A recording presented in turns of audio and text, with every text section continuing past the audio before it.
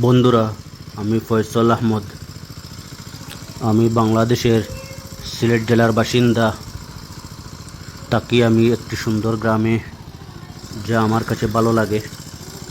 এই পৃথিবীতে এসেছি আমি, তাতে অবশ্যই আমি কৃতজ্ঞ খোদার কাছে।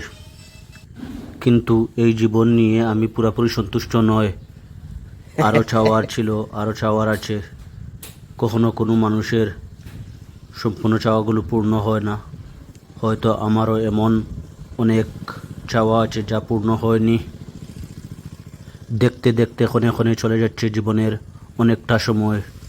সামনে আসছে আরও জানাবিহীন অজানা সময়। জানি না কি আছে, আল্লাহ জানে। ভালো কিছু প্রত্যাশা করি, ভালো কিছু চাই। সময় তুমি আমার সঙ্গে থাকো।